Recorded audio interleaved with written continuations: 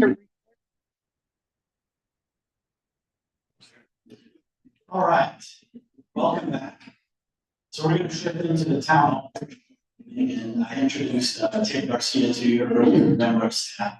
We have various staff members here sprinkled throughout the audience as well. Hopefully, you got a chance to talk to some of them. We all have cards. If you have follow-up questions, we'll be happy to get with you and answer those. Just ask us for contact information on it.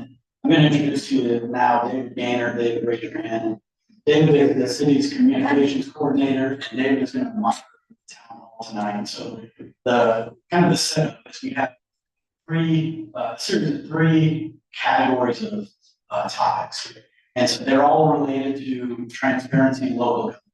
Some are general, some are specific. But David is going to lead that conversation, and it's designed to be an audience participation in the town hall. So he's going to be floating around. If you have a question, raise your hand, we'll get the mic to you so you can ask that question. And again, we want this to be as much dialogue as possible. We are scheduled to be here till 8:30. That doesn't mean that you have to be here until 8:30, but we have the schedule through that time. So with that, I am going to turn it over to David and let him run the show. First, Sorry, but first, any of our panel. so my question is, if the audience doesn't have a question for a specific council member or staff, who's deciding who's going to answer the question? So based upon, this guy, I somehow be a lack of interest in answering the question, but I'm also going to be, so I'll fill in some of the gaps, but I would just volunteer if you have an interest in answering that particular question, or even providing some additional context that may not have been discussed earlier. So again, this is just designed to be, again, an audience participation. We want to hear from the panel of elected officials, and they want to hear from you about this topic. So with that, do we want to do quick introductions, or does everybody know? Let's do a quick introduction. I'm going to start out here with Councilmember Spence. What vote do we want? Who you are? How long have you been in office? My name is Jed Spencer. I grew up here in Liberty Lake. I have been on the council since I think about June of 2022. Ran for election last year and won the seat that I had been appointed for. I live over in River District with my family, and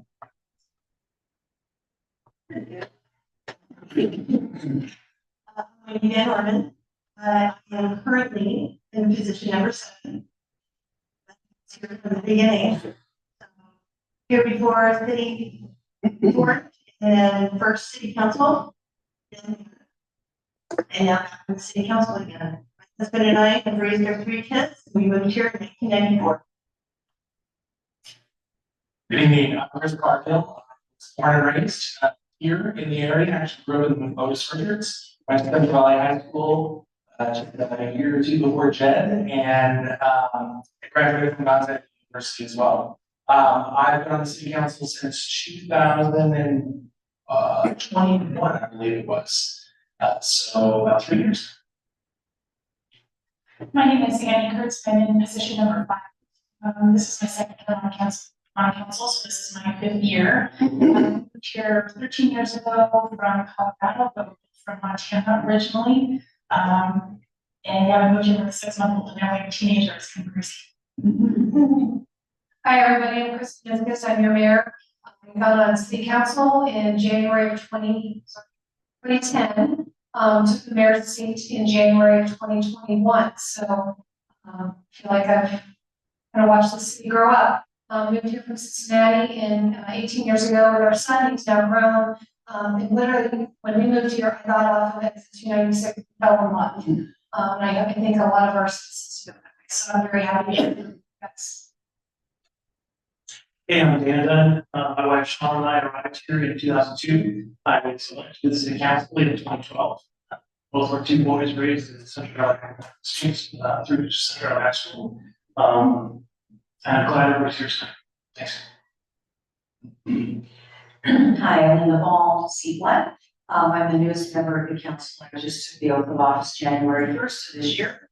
I'm originally from Alaska, but I've been a little over 48 since '96. And I moved to Liberty Lake for its beauty and this, and my family nearby, my son, daughter-in-law, and 2 little grandboys, not too far away. So. Good evening, my name is Mike Kennedy, 6, was elected in 2017, re-elected in 2021, stepped down after a short period of time, ran again, got elected this last period, but finished out the last term.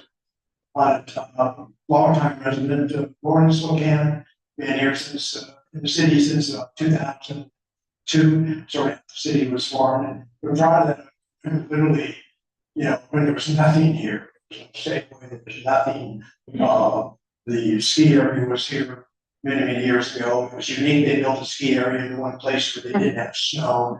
So I think that was a good business decision. I recall the big down here, we still have the old Highlands dance today for years. So it's great to see the growth over the years, and excited to see what it moves on.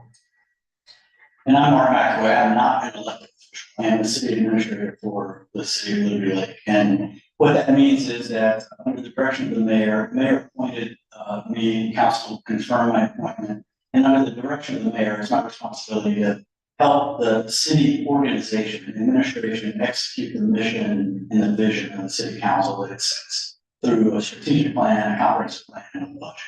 And so that's my role with the city, and I'm going to help facilitate the conversation on this, and as David is working that. And so we're going to tag team this, and with that, I'll turn it over to our moderator, David Gaynor, and podcast host. Yes, this is the Liberty Lake League, that's the city podcast. We've had that on for about a year and a half, and some of these members have been on already, and maybe 1 or 2 of you in the audience as well. I would also like to, once you've introduced this group, I'm not going to introduce all of you, but we do want to thank the neighbors, the residents, the committee members, the library board members, the city employees who came to this event tonight. Many of you could have been watching another government-related event, but you're joining tonight. I do want to acknowledge that we had September 10th before ABC News did. They can check with us. But you can watch their stuff in recorded form later. This is live. You've heard the comment many times about your life. Government starts at the local level. So we are glad that you chose to spend your evening here looking at the local impact of your city government. First, open question for you. We'll let the panel address it first, and then we will take it to you, or if you have questions that arise during some of the comments. Raise it and left Phil Donahue when I was a kid in my mom's home. So I know how to run around the chairs and give you the microphone. First question that I in general sense. What does the government transparency mean to you? Why is this important? What is that concept all about? Let's talk about transparency global government.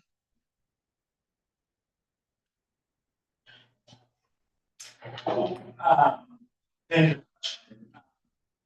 It's important, I think, for all of us to remember that David indicated, we seem to, as a society, become more fixated on what's happening locally.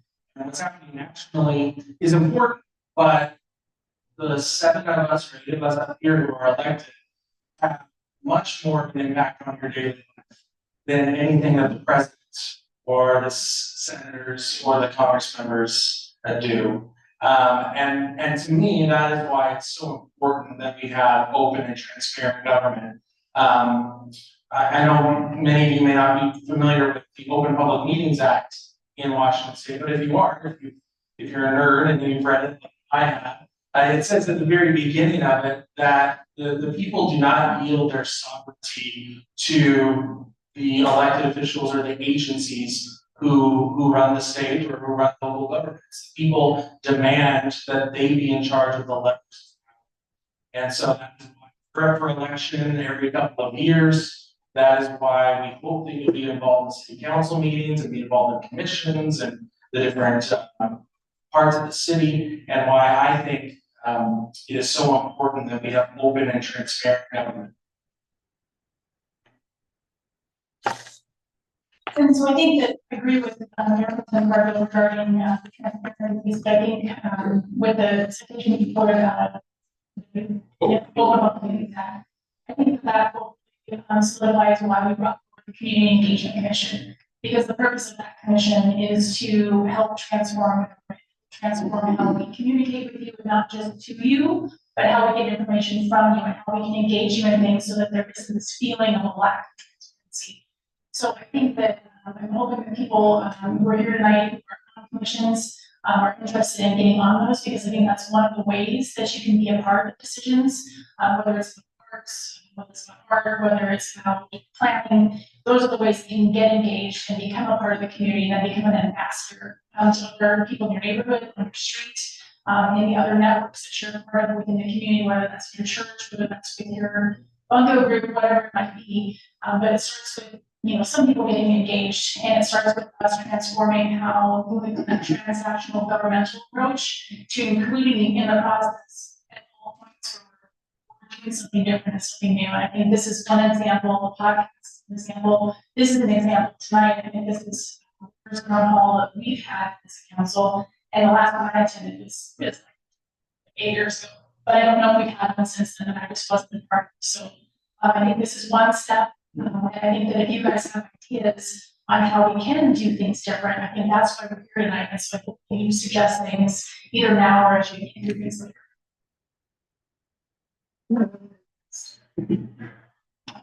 So I'll just be brief. A couple of years ago, before I was on the council, I moved the mayor on the spot here because she's very heavily involved with responding to people on Facebook. And I remember, and I've actually told people this, she works extremely hard, but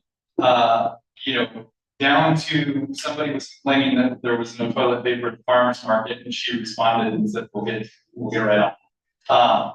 And even from when she was campaigning, her campaign for mayor, stopped by homes, and I've met several people in my congregation who had said that was the first person they met when they moved into Liberty Lake, was the mayor to campaign. So just the ability that we have to be at the farmer's market, do events like this, and just be in the community and take questions from you guys, and take that back to the council and take your concerns and take that into consideration. I think that's really valuable for local government. Well, I have perspective today why I'm here today. I think that a lot of us who are in this community did so because what we perceived as a sense of community. And that sense of community is built on participation. And so this is a notion of people being able to get out and meet each other, say neighbors and friends, and then to understand the people who step forward a little bit further to participate in the level of how people will do happen here in Liberty Lake. So that's my best hope for tonight, and why we're here is to be able to participate and encourage it. Just to echo something that Mayor Pro Tem Carl said about sorts at the local level. Indeed, the national politics is important right now, but I spent 20 years as a print journalist, rocky 20 years, because print journalism was losing its way to the internet and other media. But the reason I got into journalism was because I felt like people need to know what's happening on a local level. I was a very community journalist, and I covered government, and I got very interested in it. And I just think it's important that people know what's going on, because we're just part of the community as well. So, thank you. Transparency in government, I think, important because just the definition of law and realize transparency means that everything's open. It's like we have a lot of stores here, it's transparent to us. And I think government should be the same way in all aspects of what happens a lot of time in government. It gives the appearance everything runs very smoothly, but you have to understand something. It doesn't run smoothly. There are bumps along the way. The critical thing is to realize that the 8 individuals who are elected by you, we work for you. Now we're citizens and we vote the same as you do, and we have a voice, but we represent your voice. We represent your vote. Some of the most valuable things we have in this country is that we have people dying in this country so that have the freedom that we have.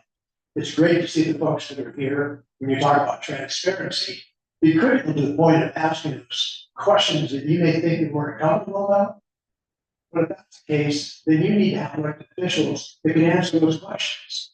And that's where it's great for you folks to be involved. We've got some great committees, we have great staff that assist us. I was talking to community engagement tonight. I was saying to them is that my responsibility is to make sure that I follow all the rules, regulations, ordinance, resolutions that the state and the city have. That's my responsibility to you. But the only way I can do that is to do the benefit of the people who volunteer. I can't do that on my own. None of us can. We have to have you folks to help us so we can help you to be the best we can.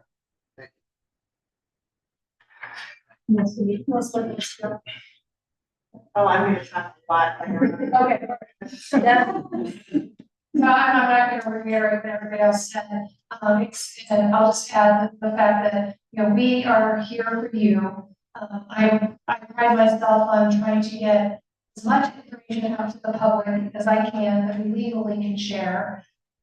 And to get that information back from you, again, in reference to the Community Engagement Commission, we do a pretty good job getting information out, but getting it back is where we really are trying to concentrate right now. And I'll tell you, coming into this today, when I'm here, I think we might have like 10 people. And I'm so encouraged to see how so many of you guys here and see your participation. We want to hear from you. I think most of us, you know, our phone numbers are out there. If you Google my name, my cell phone comes up. I think everybody in town has it.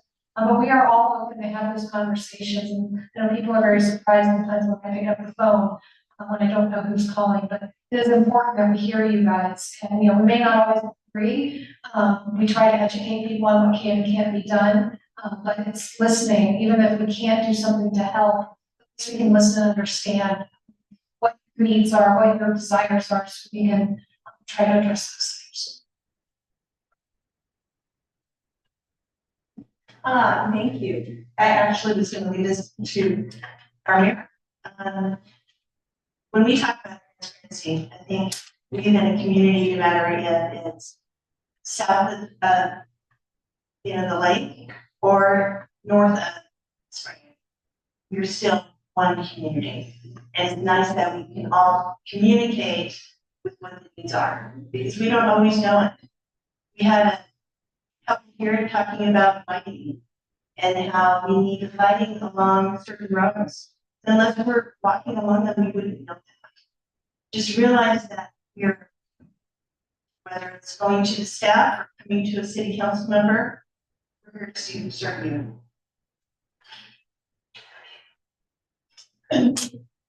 Hearing from each of the panelists thus far, based on what you've heard, does the audience have any questions or comments? We heard the mayor use a couple terms, getting it back, we want to hear from you. So you've heard their viewpoints on transparency. What did they say that you agree with, or some additional ideas that you have that they may not have come up with? Or to the level of importance transparency in local government is to you?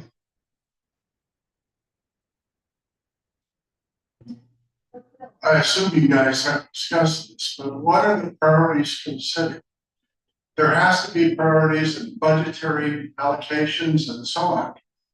Without, you know, everybody's got a complaint, but what are the priorities? I'm gonna take that. It's the answer for all of us.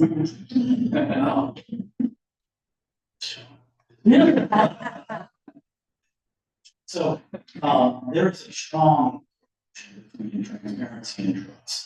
And if you look at any study that compares this, there's a strong relationship. And so if you look at the city's strategic plan, and I'll come in this council, and we also have former Councilmember Sullivan and former Councilmember Fuller, who actually voted the strategic plan into place, but the current council is executing it. And so what you find in the strategic plan are a list of priorities that lead to sub-priorities, call them, on down into the operation. It turns into operating plans that are funded by an annual budget. And so if you look at the fifth, It's talking about excellence in local government or in government. And in this case, local, because we're a local government. And there is and I'm gonna read it to you so I don't misquote it. But it says, we will operate with transparency and fiscal responsibility as we align the city budget with the strategic plan. And so the budget is the operational piece. The strategic plan is the visionary piece. And then one of the key results that we're gonna measure every year is trust in city government is growing each year. And so as we're executing the city council's vision through the budget, we're going to then come back to you and say, how are we doing? Do you trust the government? Do you feel good about its decisions? What are some things we need to improve? What are some things that we're doing that we need to stop doing? Those kinds of things. We have an annual survey that will allow us to gather that information, report back to you. We talked about that at the city council meeting, and that report will be published here within the next couple of weeks. So those are some major things. Yeah. It doesn't look like Attorney will give the answer. No, for me, I was a leader in the commercial world and I was accountable for a vision and applying budgetary. I mean, these are absolutes. These aren't, maybe we'll do this or maybe we'll do that. There's been a lot of growth here. I moved here in 2009. And there's been a lot of changes in that period of time, and it's good. It's a great place to live, but we got a lot of changes, and traffic is a big. Roads are a big, infrastructure overall is a big. How does that fit in the strategy? And so all the infrastructure development, whether it's water, sewer, roads, that kind of thing, seems to me like it has to be a high priority. How does that fit in the budgetary structure for the city? So we basically pretty much work the budget. We may have a little bit of a hiatus in the first couple months, but we have a capital facilities plan that we review every year and add to, and it goes out 6 years. Which includes transportation improvement projects, it includes facility maintenance, it includes just about anything you can think of. What you need to remember is a couple things. First, Liberty Lake is a designated urban growth area. So the growth here has been planned since the mid-90s. So we've been expecting it, we've been planning for the infrastructure changes. And any entity that moves into town has to do traffic mitigation studies. We have all the applicable entities that weigh in on the fire department, water district, the utilities, the school districts, even the tribe missing a few entities. So all of those entities are part of that process. And with regards to, you were mentioning traffic, that either needs to be mitigated by the company itself, developer, or they need to pay into the city's mitigation fund, which then we can take that money and leverage it for grant money to make those improvements. So jump in if I'm missing. That was all absolutely accurate. And so on an annual basis, we're doing that and planning. Through the annual budget. If I can, I just want to ask everyone in the room a real quick question. And that is part of the reason why we have this tonight is whether you think our city is transparent. And everyone in the room who thinks the city is transparent, raise your hand. So maybe about half. The reason why I asked that question is not necessarily put us on the spot, although you're welcome to put us on the spot if you like. The reason why I asked that question is because I brought up a survey that was done earlier this year by an organization called Civics Plus, which is a national organization that does a lot of surveys and research work. And they interviewed 16,000 people across the country and asked them if they thought their local government was transparent. And 82% of them said no. Now, that's a pretty remarkable number, at least to me, and I would hope that would be remarkable to you as well. It sounds like we're doing a little bit better job than perhaps some of the other cities have done, but I think it's still important to remember whether it be on these issues that you had mentioned, sir, or the other issues that are sure to come up tonight. we have to be more transparent with you, and that's what we're looking for in terms of feedback. How do we do that? We have a couple ideas that we put forward, and we'd like your ideas as well. Jim? Well, with respect to transparency, the city has provided a tremendous amount of resources available online, webcasts, anything, summaries of the meetings. So, if people are really interested to find out what's going on, or just go down to the farmers market, there's lots of opportunities. But I have a quick question. One of the biggest jewels, I think, in the area is that lake, which is not part of the city, it's owned by the county. I don't trust the county. I'm concerned that jewel could turn into something other than the jewel that it is right now. And will the city ever consider annexed in order to protect it? I'll take it if nobody else will. You get started. I get this question pretty much every weekend at the farmer's market.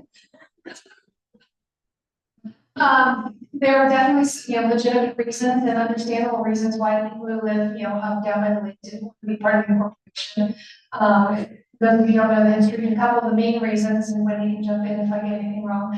A couple of the main reasons that the city people wanted to incorporate was lack of police response and road maintenance. The other reason was, I understand, is you didn't know what property taxes were going to be, and also didn't want to be incorporated in that urban growth area for fear that it might even become more dense around the lake, which would put the watershed at risk. When we look at the finances, so the portion of property tax that the lake receives is 90.36 cents per thousand. So for $1 million, the city gets $903.60 a year. So our property tax levy in Liberty Lake pays the library at about 37% of the PD. If we would look at annexing that portion of the lake, the only revenue stream we would really get is the property tax. There's no retail tax to help support any of that. It would require additional road equipment, additional road crews, additional PD personnel. I personally don't think it would pencil out. I don't think we can afford it.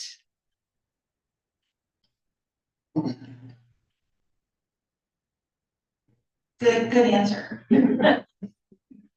Initially, when we went ahead and became a city, and so we had our idea of doing it in two parts. South of Spring is, of course, outside the growth boundary. It would have moved in.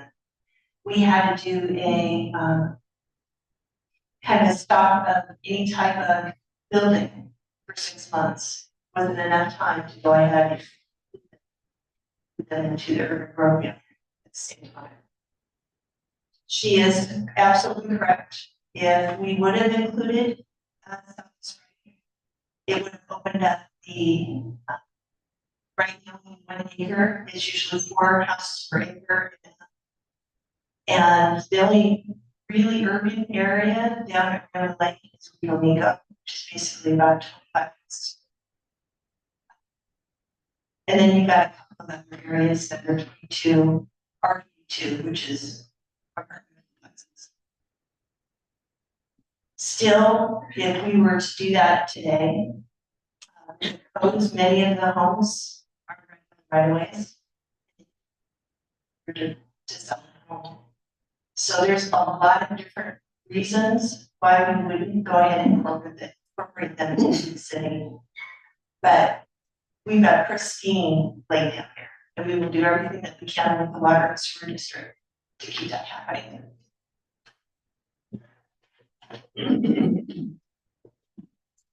That's a great question. The question that comes up continually over the years, and I spent a lot of time in the farmers market. Well, the mayor and I over the years have spent many hours in listening to people's concern. That's a question that comes up a lot. And I'm very consistent with my answer, and that is no, I wouldn't support that. The reason being a lot to do with what this gentleman brought up, concerning the infrastructure. So the challenge of that whole area is that the burden of what the county has not done, in my opinion, to keep that up to code and up to today's standards, we would inherit. So what would happen is we would have to start taking the tax dollars they were taking out of the great city that we're living in and start developing down there. For years, I lived over on Sprague, and the city line was right in front of me. And yet the water system we were on, they tore it up to put in some new pipe. There was a third of a distance, there was still the old wooden pipes that were wrapped in wire. The old logs that they had used. That shows how outdated that is. So when it does come up with the idea of how great it would be, what we have to look at, at least my standpoint, is well, what are we going to cost the citizens here? Dewey Lake came about because it was a planned community to begin with. Before we were a city, we already had 2 golf courses. We had trails, we had a park, we had a lot of beautiful things that we have now. We've been able to expand them. I, for one, as a citizen, would not be very happy to expand into an area that the county, in my opinion, has not done rightest for the citizens and give that burden back to the citizens here. I have a question about that transparency. The capital improvement program, is that on your website, and do you also put on your website sometimes? And so are there also the new projects coming up, are they also on the website or shown on the website? And So I'm gonna, and then we'll go back and let some members share some thoughts. Jim brought up this.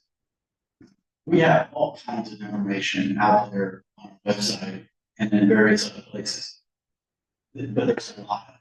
So it can get overwhelming to find it, to understand it, to know how it relates to the other information that's out there. But to answer the question, yes, the solution plan is out there. It is in, you know, the, I want to say it's in the governing section of our website, and it has the links that go on there for current projects. We just, within the last month, started posting current projects on our engagement portal so that you can see the schedule, the scope, the budget, project area, point of contact questions. It's even got a forum on there to ask questions in the website. And so if you got the invitation in the mail for this event, it's got a QR code on there that takes you to that portal where you can see all of those things that are. Oh, thank you. Here's the, unintended plug for that, Commissioner Mills, related to that, the first question. If you go to our homepage, we have 3 buttons on the side. The one that they'll call Engage Online, this site that Mark was talking about. And here's some images of what you would see when you go to the budget forum right now. Here are some of the promotions we put on Facebook. This sign you can there on the table. We have a Talk Back Tuesdays portion of there. This is related to the development of the 2025 budget, which is really going to be ramping up. Nothing started in the fall. We want you to come in to that site and let us know what you think about certain topics and things that should be funded or should be prioritized or maybe allocated in a different way. We can have different topics every Tuesday, but that's not the only topic you can find. We have an all encompassing topic. We can bring up any topic you want. I just want to compliment that solution. First, actually Googling literally capital facilities plan, it's like the very first hit. Just look at the first result, it's PDF. Literally what I have to make. Yeah, it's a pretty big document, there's a narrative, big freedom, but eventually resolve to a list. A simple manifest of all the things the city sets out to do. What I wanted to try and clarify is, it's what the city's up to. Oftentimes I get hit by people asking, when's that business going to be done? And I always have to clarify the objective. Businesses choose in private property and commercial transactions to do when they do, what they do, allowable in our code. But we don't as a city necessarily, I don't know, schedule that or prioritize that, bring big judgments on that. It is allowable or not allowable based on development codes. And other than that, these are private property, commercial transactions. So, yeah, I think the websites can say all about the objectives the city has in front of it. But with respect to what are undeveloped commercial properties, those lie in the hands of people who own those properties.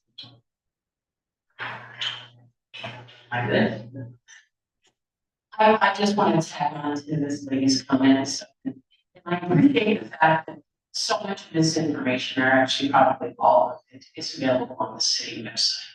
But in all honesty, when you talk about transparency, you have to address how easy is it to find the information. And I have to tell you, when you go to look for something on our website, you gotta be a unknown to find some of this stuff. I mean, something as easy, my street is having issues with trees, and as homeowners, we all know that we are responsible for our trees.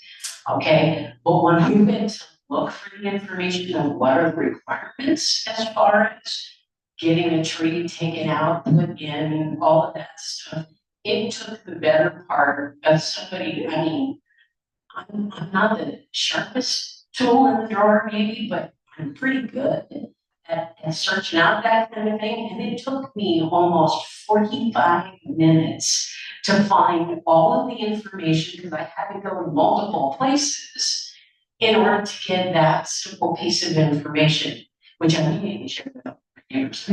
Yes. But, you know, we need to do something about the search engine that's in there or something to make it easier to find that information. When you talk about transparency and 60 people say that, you know, 60% of people are saying that they don't have faith in their government. I don't think it's that they don't have faith in them. I think they just don't know. Mark, this might be a good time to plug the AI project. So, I don't know how this would happen, but certainly there's some automation tools that everyone's looking at, including us. Hopefully to make that searching easier.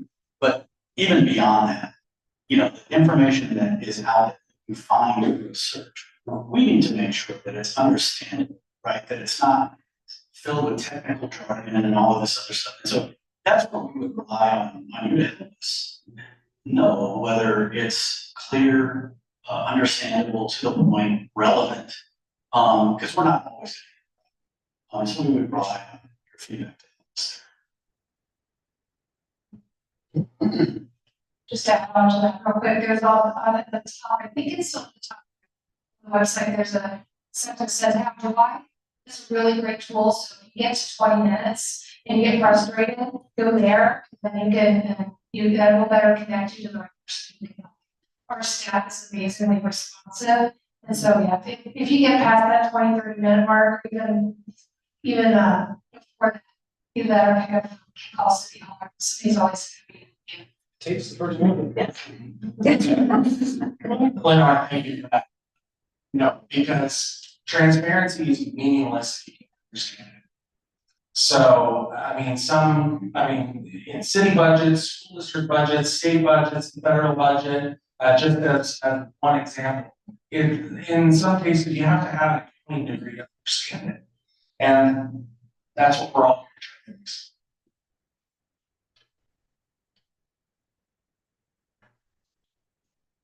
Transparency, that's why I'm here. I don't feel that our city council very transparent. How many here have heard that Costco's coming to town? But if you talk to our city council members about that, see you received any application from them, we don't know. Now we know that's not true. And I know maybe legally they can't say anything.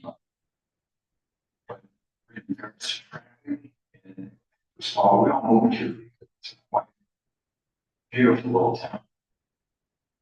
And I've talked to a lot of people in the last few months, and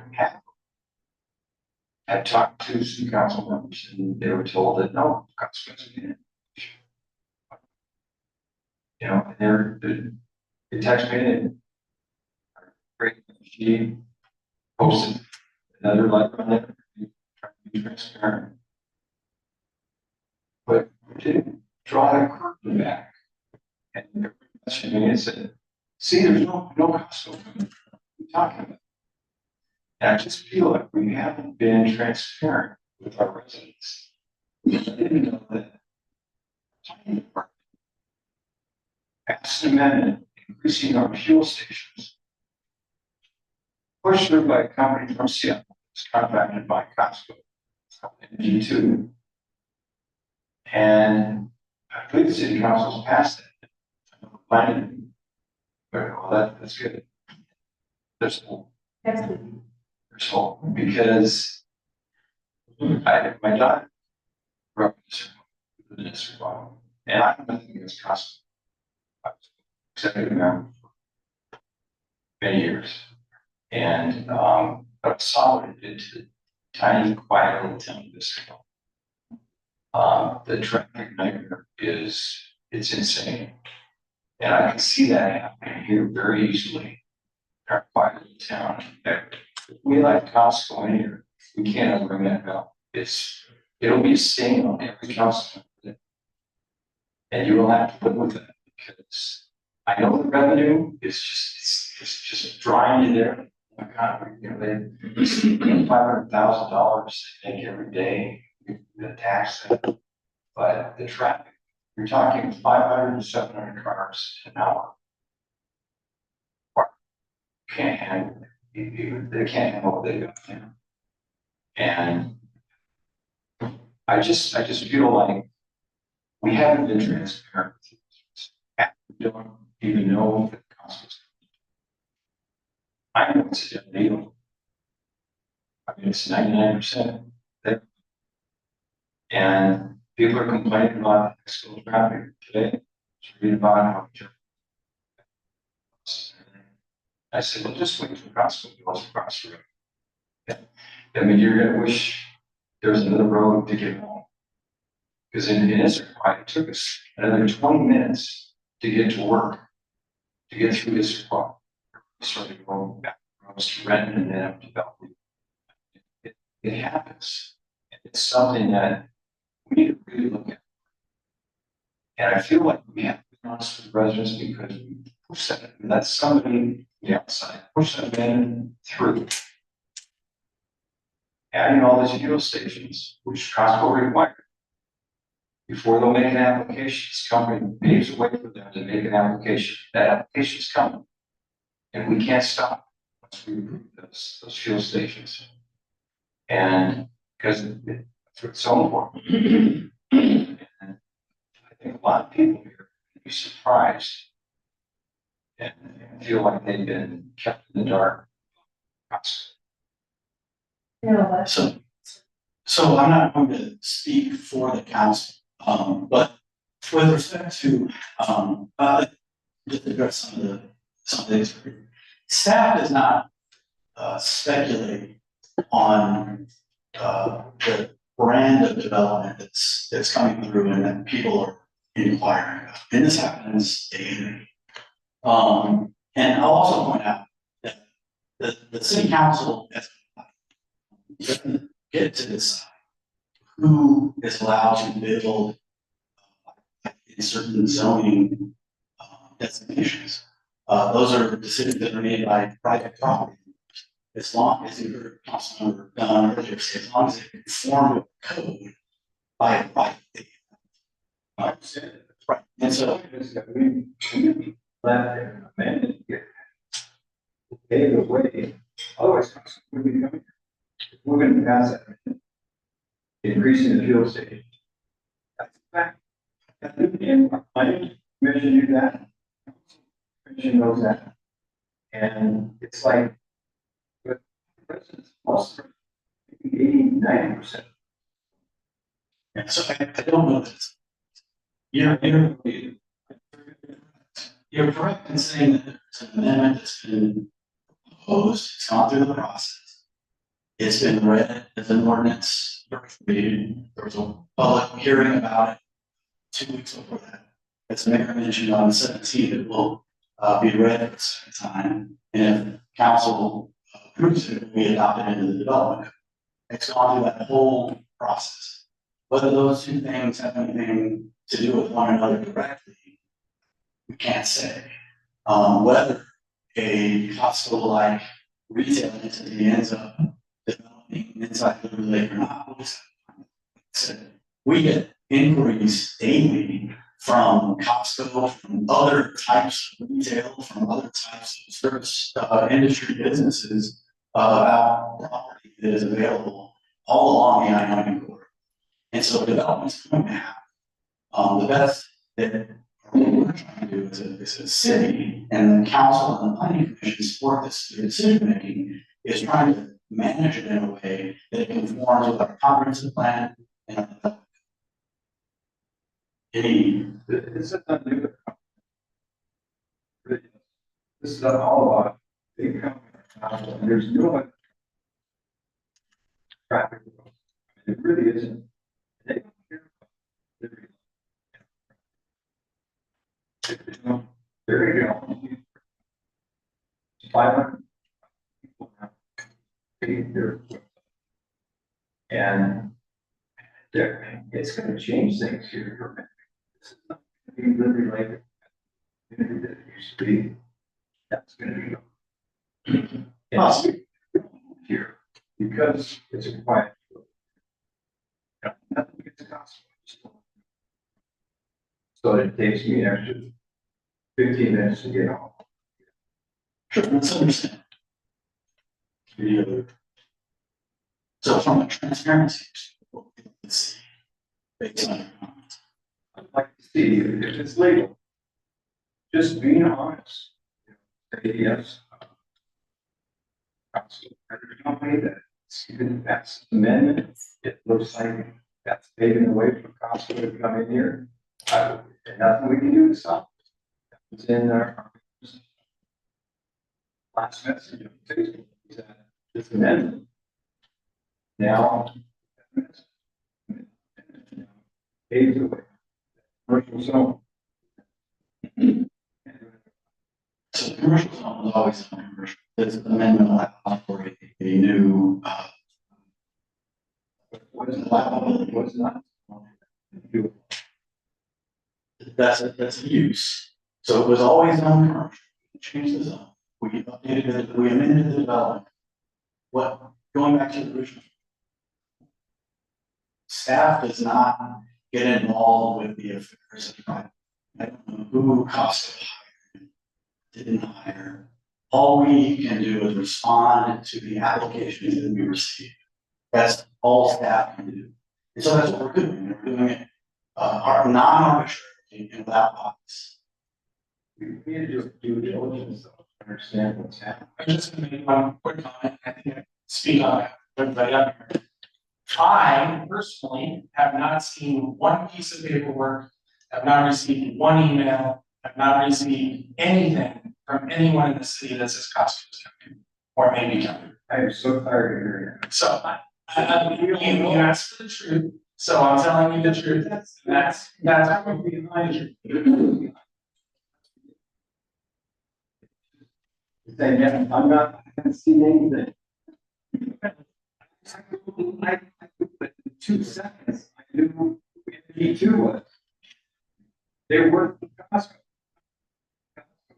To pave the way for In a great moment of test, we have this public disclosure commission in the state of Washington, to which you may make a public records request of the city of Liberty, to which we would, to the best of our legal ability, respond. If you think that our words here tonight are not in that description. Tell us all this. Yes, I'm around. I have a question. So these- It's so much more lighter. Okay. It's related to history.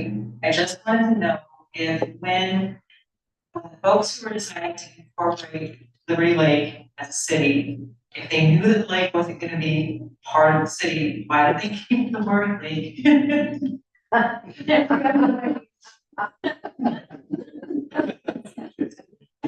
Like this. Because we've always been one community. You know, whether it's the lake is within the corporation boundaries, we are still one community. And we've always felt that for Liberty Lake. There would be no other name. We certainly wouldn't be Meadowwood. It would be City of Liberty Lake. And again, I think that we're one community. And don't forget, the city of Spokane Valley tried to incorporate, they tried to incorporate as the city of Evergreen, I think it was, and that was voted Then they tried to incorporate this city of opportunity, and that was voted down, and then only passed once they, as Wendy said, had a broader Spokane Valley. Tom, back to the initial question, let's start this transparency discussion. Kim asked us what our priorities were. Mayor, would you please go through a little bit of the history of what everybody in this room has probably answered? What's the number one priority for the relay? Public safety. Could you talk about what we've done with regard to that and how that fits to the budget? And understanding. In less than 5 minutes. Well, so we continue to increase our, I'm gonna speak really fast, increase our level of service with regards to number of police officers per 1,000. We've increased our span of control with regards to supervision. We have, and this is all brought on through the PD. I cannot take credit for any of this. The Fox safety camera system that you see around town is being paid mostly by the taxes from the marijuana shop, and at the end of the pathway there. That is like completely your system on steroids, which has saved us countless hours and dollars in detective time and certainly in solving lots of crimes around town. For SWAT vehicles sitting in the back room, and a lot of council members might not know that yet. That was a donation. So it did not cost us anything. And training. It's amazing how many more hours training each of our officers has over and above state requirements in our local jurisdiction. We've got SWAT members, certified instructors, and holding classes all through the PD. So we are continuing to increase traffic patrols, increasing golf cart patrols. So you'll see a lot of that, and obviously the most recent debacle on Facebook was the difference between e-bikes and motorcycles, and I believe it in that. Sure. Yeah, I was shout out to our police chief, who actually brings forward constantly innovation, ideas, opportunities for our local public safety. To which I'd say hopefully it reflects most of our council members are enthusiastic in support of that. That's one of the things we can treasure. I go on and say infrastructure. One of the favorite things I love. We got an asset management application now to support recognition of things that we've invested in and the renewal of those things that we've invested in. So we have to on reasonable and recognizable schedule, the ability to say this acquired needs to be, we'll say refreshed, replaced on a period, and we budget, we plan for it. So yeah, infrastructure and the assets the city have, we take good care of those. I think the other piece of that, too, is that the chief gave a presentation, I think it was 2 council meetings ago, about reduction in the city. So if you're hearing trends around the nation about crime increasing and people thinking that crime is increasing, actually it is not. So I think that by giving the police department the tools, the things that they're asking for to keep things safe, they're going on executing that public safety piece for the city consistently. So. And I would add to that some non-equipment, non-personnel things. For example, a year or so ago, we entered into a new agreement with the police. We purposely had a conversation in the spirit of the partnership versus entering into it with an adversarial relationship. And I'm convinced that through taking that approach, we the city did not lose one thing. So we were able to reach a win-win-win agreement. A win for the city, a win for the police field, and most importantly, a win for the residents and businesses of the city. Culture is a huge part of it. The chief and I talk all the time about making sure not only we're hiring good people and we're supporting them when they get here, and then we're concentrating as much on them as a person, as an officer. We're concentrating on their wellness, their mental well-being, their relationship, their family. So we want a whole person. And so as much as investing in things like flock, which are important, and we'll continue to do that, we want good officers part of this community. Kind of a question. I see you two often and with the interaction business here in town, obviously, and, the infrastructure piece. And one thing I just kind of wanted to allude to for the group to understand is, one, how much there is a wonderful business community connection, not in a bad way with our government, in my opinion, in which we have open conversations about what our employers in this region need, and realizing that we are unfortunately a freeway town. And so there is a large amount of commercial real estate that is very valuable real estate that exists in our town. And I don't think it would be in anybody's interest to get rid of that. But the question is, of course, what are you doing with that? And one of the worst traffic situations in this entire region exists here with the I-90 corridor and the traffic backing up for anybody coming. And I would say that delay far supersedes any surface street that I can imagine. And I have come to understand in being well connected with some of you folks' conversations that due to some of this advancement on the surface streets, this fortunately bubbles up to the surface at the state level and hopefully the 2 states level, getting 3 lanes through this area, which I think we would all agree would be a priority numero uno if we could get that in space, which we are working on. And so just knowing, and maybe you could allude to these broader conversations that happen in our region that you guys are thankfully highly involved in. That's and appreciation, by the way, for that. But and how the long-term outlook might play into some of these conversations and we're discussing even now. Try to know the merits to contribute this. I'll just get it out saying, even today, earlier in the Chamber of Government Affairs Committee meeting, we talked about the upcoming legislative priorities. That's going to be on it again. We are getting ready to go into our legislative priority session. That's going to be on it as well. I think a corollary to that has to be also the public transportation system. Those 2 things need to develop together. And I'll let Mayor speak to that. I think you covered it pretty well, but for those of you who don't know, and I think I did put that out there. I think David did as well as the Facebook page and website. In this past legislative session, there was $2 million added to the state budget for the design and study of the fix, not only from Barker to the state line, but from Sullivan to the state line.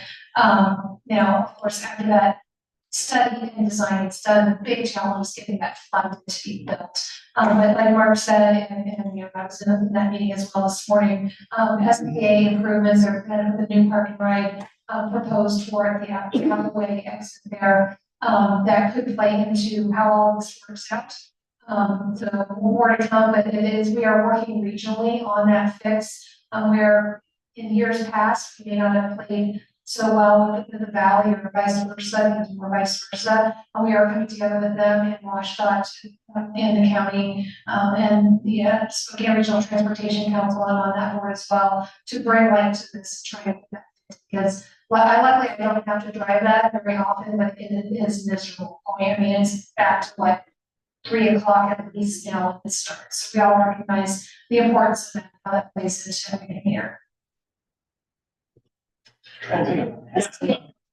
Yeah, voice, one of my opportunities to participate is as a member of the Spokane Transit Authority Board of Directors. So, Libby Lake is well represented in voice of voting books regarding transit and the resources to support our part of this community. I talked to specifically recently, number 74 is around supports our Libby Lake parking ride through downtown. And now, I believe it's every 30 minutes throughout the day at 10 p.m., including Saturdays. So there are a lot of alternatives now for people being able to come to and from our community for mass transit and public transit, as well as individual private cars.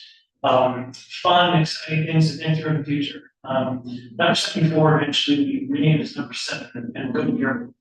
So a big long-term objective is to create continuous movement for ability from say state line, our community, like through downtown and then eventually to the Spokane International Airport.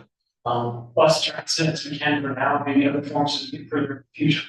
But yeah, I recognize, like I said, continue to vote and support mass transit and public transit commitments to our community. So I have a question in that regard. How could voters, us people in Liberty Link, influence outcomes for DOT? Because this is a big deal. And they listen, believe it or not, they will listen to us, but they won't listen if we don't talk. So tell us how we gotta do that, folks. So the best way to contact legislators, and tell them this is important. Another way is, we did this last year for the first time, but we are going to publish a legislative priorities, that we will distribute to all of the elected at the state level. And so when that comes out, you can use that as here, we want you to prioritize these things in the city council, prioritize, and that will be on it. But it's both. Well, I got a question. Can the city weigh in on this? Can the city communicate to the residents how to communicate with the state to get results? Because I don't think we get that. Yeah, and the answer is yes, and I would just recommend to everyone in this room. You know, the legislature loves to hear from people like us, but they hear from people like us all the time. They don't hear from average citizens all the time. And so we have a very great system set up in our state that allows for remote testing.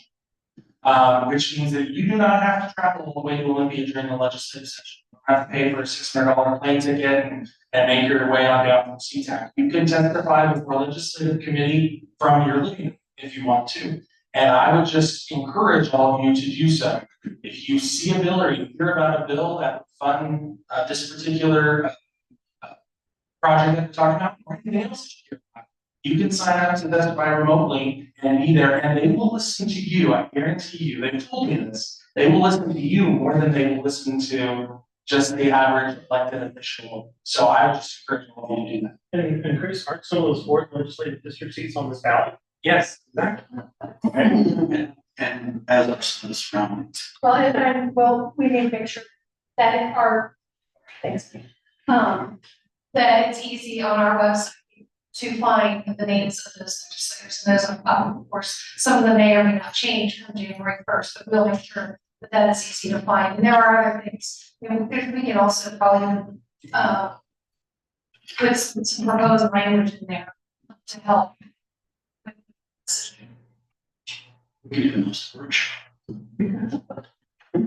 There were, check the questions. Yeah, same subject, when we take our question. My question is still back to the last topic with public safety. For the log cameras, who has access to data from those cameras and what is being done to prevent misuse of that data set? That is a great question. The chief will be able to answer that without hesitation. I can't answer it fully. Yeah, I can't answer it fully, but we had those long conversations with the chief and the council did too, and this was being put in place. That's a big question to be answered. Just like any other of the databases that he has access to that system requires a valid reason to use it as a case that it's related to. Now, the camera system does ping our on-duty officers if it gets in for example, a stolen car coming into town. That's more push the officers. But there are many databases that our officers use on a daily basis in their investigation. So they have the same protocols and are subject to that same scrutiny with regards to access. 30 days. Yeah, 30 days. If they're not involved in an active case, that information is. Active able to access the log data set without a warrant. They don't need a warrant, they'll need a case. So it's yes, the answer is yes. It's essentially a license plate reader, and it is feeding data throughout the system, even including municipalities. We're getting data from other municipalities. It's vehicles moving, as is the data that is collected here shared with other municipalities in the system. Mark, I just add just for everybody, it's a plate reader, it's not a face reader. That's really important for everybody's observation. Sorry. Yeah, what's captured is a plate on a date at a place. And like I said, it's gone in 30 days. Yeah, that's what we got. Hello, so, I believe that local government is hugely important, and I believe it's just as important as national government. And I feel that we're in a weird situation here in Liberty Lake where our budget's down, honestly, this should be kind of like a boring city, to be really honest with you. But unfortunately, a couple things have happened that made it not boring. What I see here is a huge overlap between local and national, government. And like rewinding to about an hour ago, Councilmember Cargill mentioned, the importance of local government. Councilmember Kennedy also mentioned that, you as council members and elected officials work for us, the people, and he also brought up trust. I wanted to explain for myself why my trust in my local government has been depleted. And I know I speak with a lot of other local residents who feel the same way. First off, Councilmember Cargill actually served on the advisory committee for Project 2025. Now we talk about local policies that affect my life, national policies that affect my life, that very much affects my life. We talk about the library ordinance, how the overwhelming amount of testimony was against the library ordinance. Yet there was this little sweet spot with the super majority of that ordinance still got pushed through. So what I want to know is how, as a governing body, and I know, like I said, I'm speaking for myself, but I know many others feel the same way. How is the governing body going to earn our trust?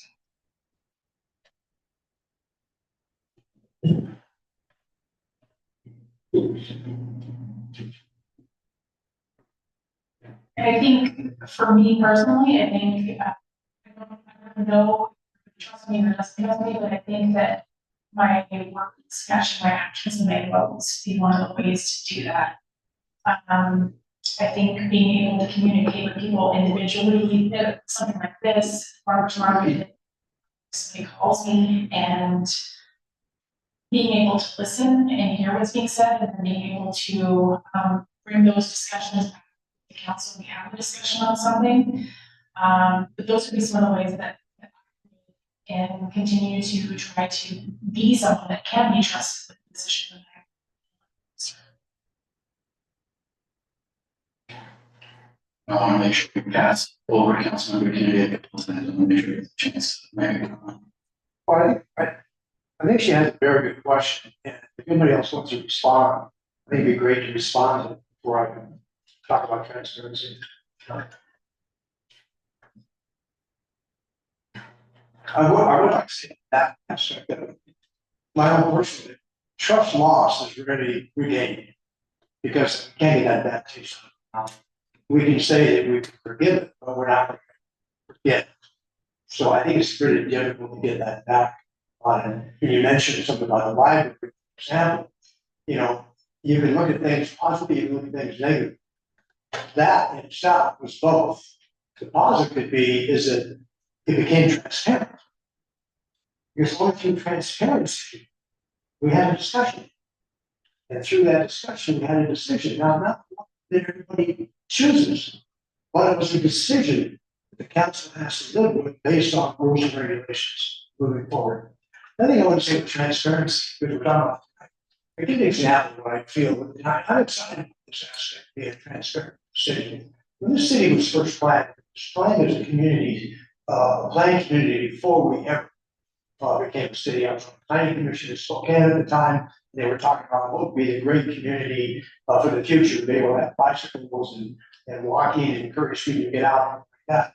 And the example that we would take people to when they came into Spokane, from Spokane Planning Commission, we were driving off Liberty Lake. I can't tell you how many bus trips I've been out Liberty Lake before wherever a city, this is in the 90s, to show this is a planning community where it could happen. Now, through transparency, I want to point out that the traffic in this town was an absolute nightmare. Is it bad now to some degree? Of course it is, but it was worse at one time.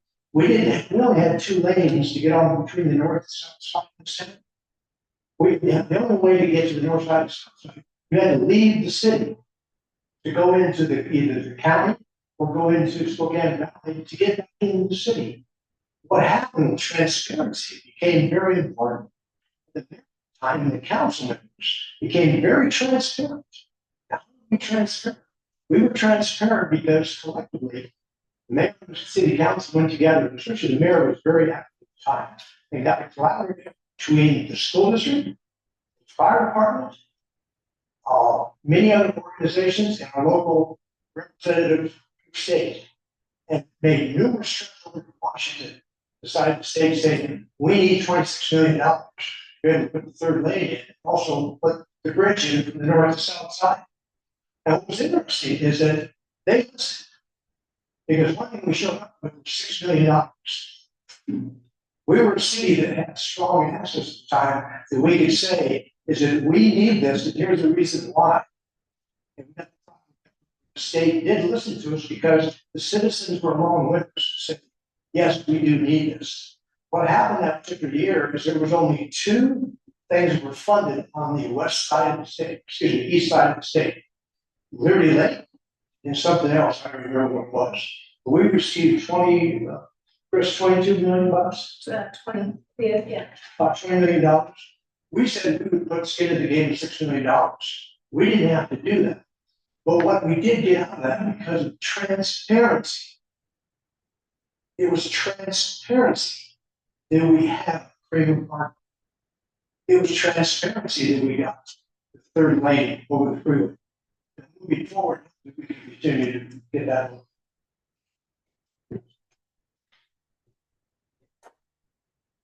So two things. One kind of goes back to this gentleman's comment, which has to do, with transportation and with us asking the state, and I think his question was, and the answer he got back was, well, you have to ask. And I think the problem is that we don't know how to ask.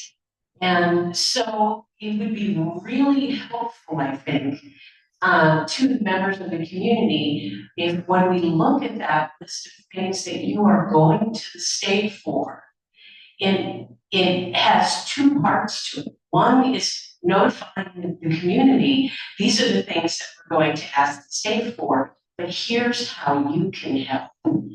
And just adding that piece, these are the contacts, you can do it this way, or you can do it this way, I think would be really helpful. And then I think the second thing is, and I know we've kind of dwindled down on the audience here, it's time to go by and all, but I think that I really applaud that you had this town hall tonight and the subject of transparency. And I hope to see future town halls with other topics. And then how do we get that word out to more people? Because I don't think it's that they don't care. Again, there's a lot of families in this community, and if you have a kid, you know what it's like, to be running to soccer practices or baseball, everything else, and trying to control, it's all very crazy. So how do we make it as easy as possible for them to participate, so that and make them aware? And great information on the website, but a lot of people frankly just don't have the time to go look. So we can definitely put something together on that. And we will start working on that, and we will absolutely involve the community engagement commission to help us do that. But that's it's one thing to say, we need you to do this. It's another thing to say, here, let's support you. So we'll do something. And I was also just imagining when sometimes we don't know until 2-3 days ahead of time that the hearing is going to be going on a bill to fund this and that. So it's going to take everyone just kind of watching your phones, watching your social media channels, and I think we can try to get something out on there, but sometimes it's real quick. I think that's why I asked what are the priorities. If we know what the priorities are, then we can engage. Here's the other thing with regard to her comments, and that is, I live next to doctors, lawyers, and retired generals, and I'm just a common guy, okay? But I can engage those guys and get them in this room if we can do this again. And the problem is this business of soccer moms on, that's baloney. I know it's part true, but there's a lot of people, a lot of dough, a lot of interest, and same people bitching all the time that need to get engaged in the process. So we don't. And for you guys up here, you get elected or are unelected by those people. And we need to get them engaged in the process. That's where the rubber meets the road. Summer makes out here in the way out. She's raising her hand. It's been calm there. Just a quick plug for the Community Engagement Commission. This is exactly what we want. We want more of this. And there's a lot of people like Cynthia Mark here who did the City Academy. I took that myself recently. Cynthia did some of it.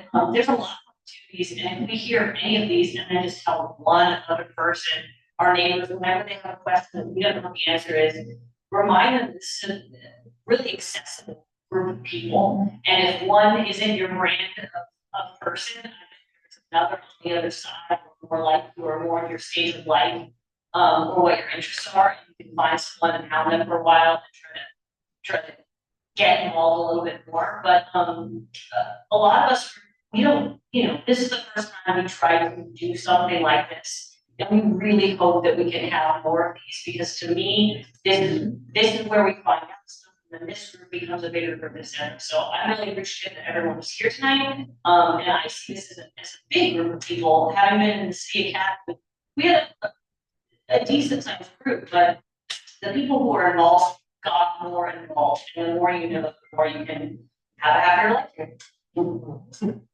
Second, unpaid advertisement of the meeting for me, related to the last three comments.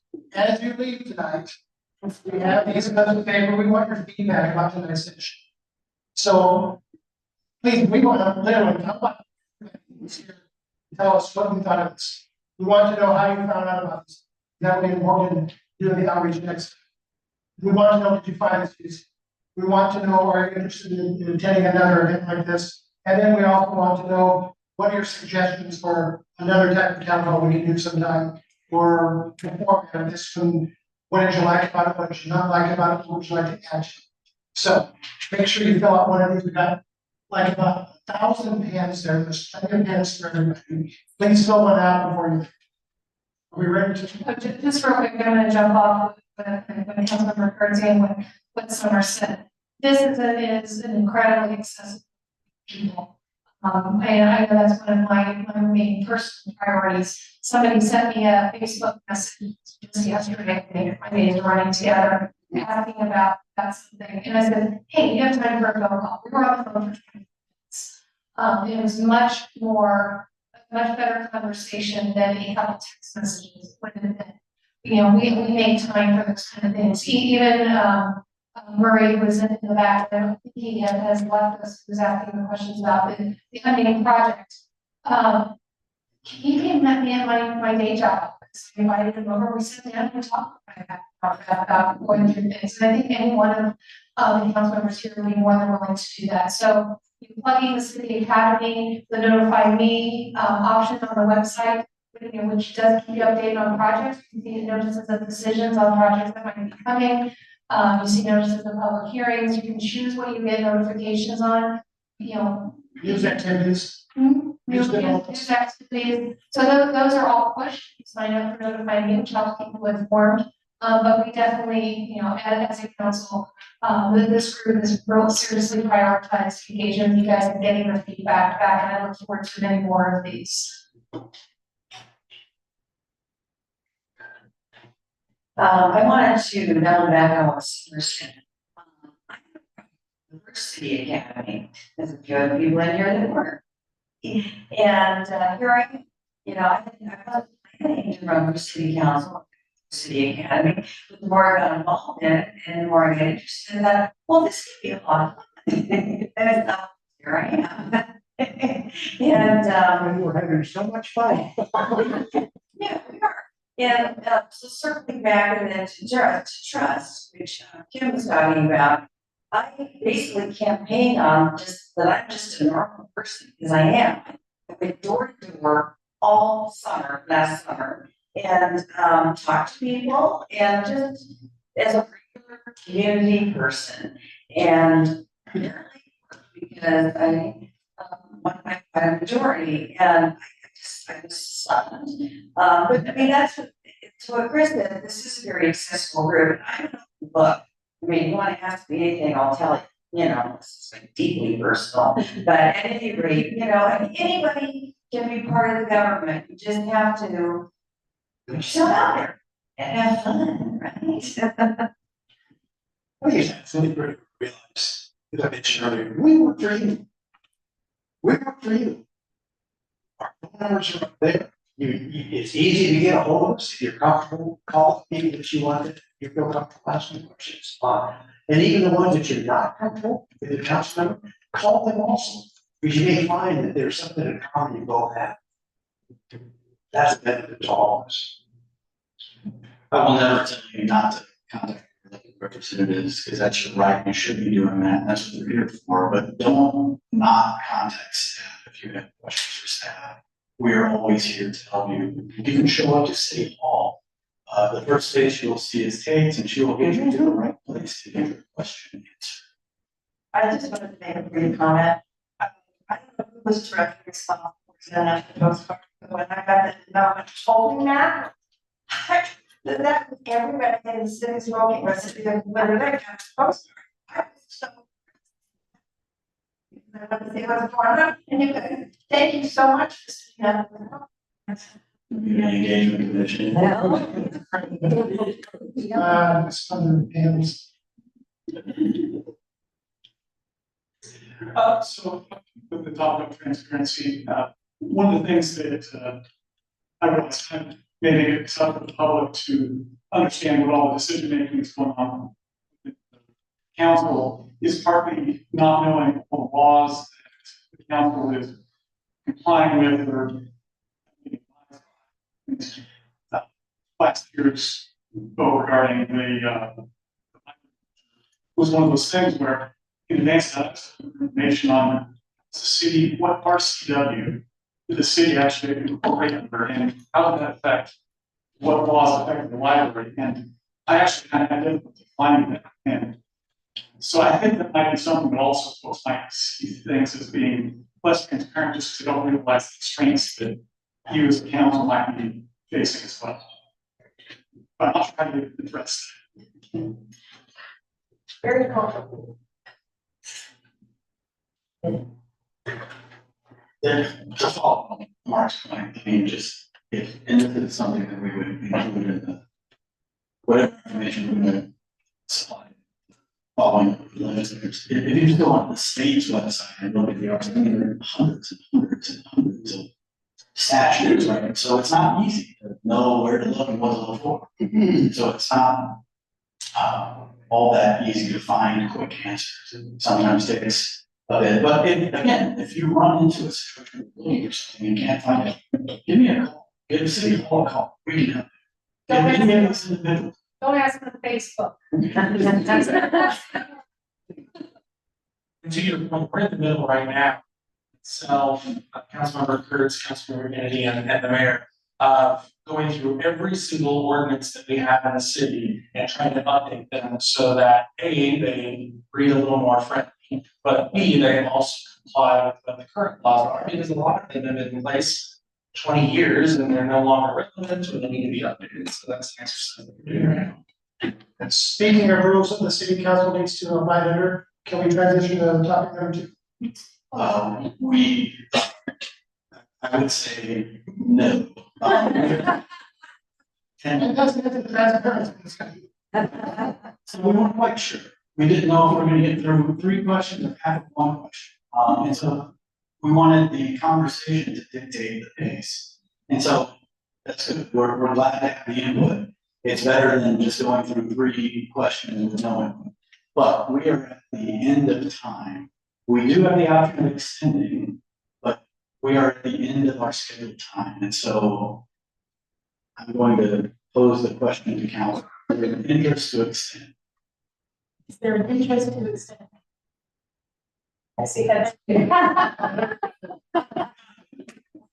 Okay, So in that case, we need a formal adjournment. City clerk. Can I submit, can we, You can, can we have a commitment to do this again? Can we schedule something relatively soon? Is that a reasonable request? So let me make a suggestion. Yes, it's reasonable. The Community Engagement Commission meets next on the 18th of this month. They are the ones who put this together, the future ones together.